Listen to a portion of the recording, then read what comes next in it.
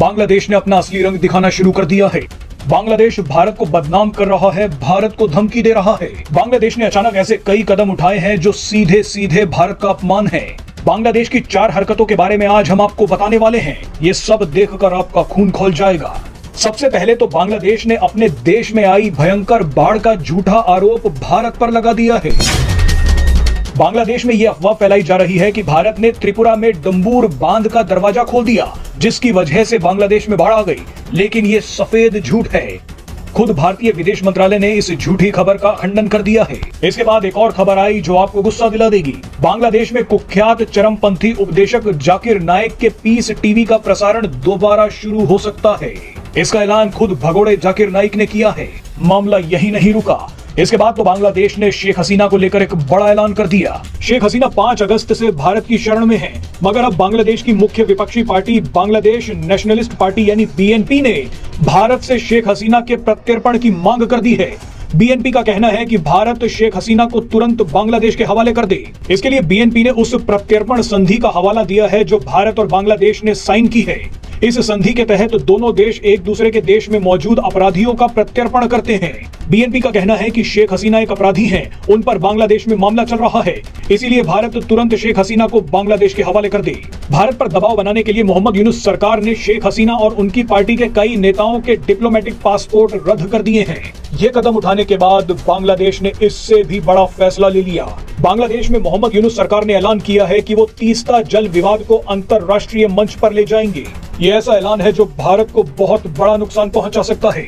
जानकारी के लिए बता दें कि दशकों से भारत और बांग्लादेश के बीच तीस्ता जल विवाद चल रहा है, मगर पीएम मोदी और शेख हसीना इस विवाद को सुलझाने वाले थे, लेकिन उससे ठीक पहले शेख हसीना की सरकार को गिरा दिया गया। 404 किलोमीटर लंबी तीस्ता नदी हिमालय से निकलती है, उसके बाद सिक्किम और पश्चिम बंगाल के रास्ते बांग्लादेश में जाती है। दशकों से बांग्लादेश का कहना है कि वो तीस्ता के 50% पानी पर अधिकार चाहता है, जबकि तीस्ता नदी की 83% यात्रा भारत में है। बांग्लादेश का ये भी कहना था कि वो अपने हिस्से की तीस्ता नदी पर बांध बनाना चाहता है।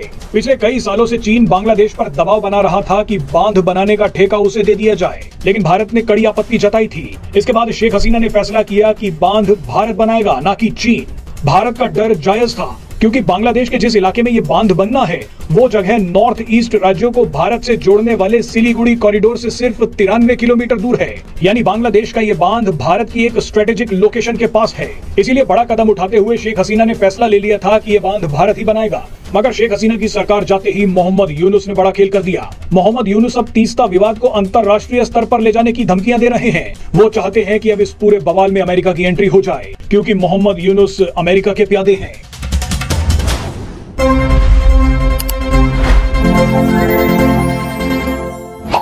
अस्सलामुअलैकुम दोस्तों, भारत खुद ही अपने जाल में फंसता जा रहा है। देखिए, इन्होंने शेख हसीना से एक ट्रीटी साइन की थी जिसमें यह था कि जो भी कैदी अगर बांग्लादेश में चले जाते हैं भारत के और बांग्लादेश के भारत में चले जाते हैं तो वो उनका तबादला करेंगे। अब शेख हसीना के ऊपर मुकदमे हैं और दोस्तों शेख हसीना ने जो ट्रीटी खुद साइन की थी आज उसके गले पड़ गई है। अब क्या हो रहा है कि बांग्लादेश की सरकार ने ये कहा है जो ट्रीटी हमने साइन की थी उसके हवाले से अब शेख हसीना को आप वापस कीजिए, क्योंकि शेख हसीना एक क्रिमिनल है, उसने वार क्राइम किए हैं। यहाँ पर उसके इतने क्राइम है कि दोस्तों गिनते खत्म नहीं होते। अब भारत को मुआहदे के मुताबिक शेख हसीना को तो वापस करना ही पड़ेगा, अगर नहीं करेगा तो बहुत ही मुसीबत हो जाएगी भारत के लिए। दूसरा, जो बांग्लादेश में फ्लड आया है वो भी भारत ने एक बांध खोल दिया था जिसकी वजह से बहुत ज्यादा पानी बांग्लादेश में चला गया और दोस्तों बांग्लादेश में फ्लड आ गया। तीसरा वार यह है कि तीस्ता दरिया पर एक बांध बनाना है और दोस्तों ये बांध बनाने का जो ठेका है ये भारत के पास था। ये तीस्ता बांध जो है बिल्कुल सिलीगुड़ी कॉरिडोर के पास है और सिलीगुड़ी कॉरिडोर आपको भी पता है कि ये वो जगह है जहाँ पर भारत बिल्कुल आकर एक चिकन नेक यानी एक गर्दन के मुताबिक पतला हो जाता है। इस तरफ है 7 सिस्टर स्टेट जिनमें नागालैंड वगैरह आती हैं और दूसरी तरफ पूरा भारत आता है। अगर चाइना यहाँ पर आकर बैठ जाता है, बेशक वो तीस्ता बांध बनाने के लिए बैठ जाए, तो भारत के लिए बहुत ही बड़ा खतरा हो जाएगा। भारत को ये प्रोजेक्ट शेख हसीना ने दिया हुआ था, लेकिन अब आते ही यूनुस की सरकार ने इसे कैंसिल करके अब चाइना को देने की बातें शुरू कर दी हैं और चाइना यहाँ पर आ गया तो भारत पर तो मौत ही पड़ जाएगी। और ये जो सबसे बड़ा वार है है दोस्तों इस वार से बड़ा कोई हो नहीं सकता, क्योंकि दूसरी तरफ जो भूटान है उससे चाइना ने काफी बार जगह लेने की कोशिश की थी, लेकिन वो जगह चाइना को बहुत ही कोशिश के बावजूद नहीं मिल सकी। अब देखिए कि चाइना नीचे की तरफ से वहां पर चिकन नेक पे पहुंच गया है, सिलीगुड़ी कॉरिडोर के पास पहुंच गया। अगर वो इसे काटता है तो 7 सिस्टर स्टेट अलग हो जाएंगी भारत के साथ। वहां पर नागालैंड मणिपुर में तो वैसे भी हालात खराब है, वो तो चाहते हैं कि इंडिया से अलग हो जाए। अगर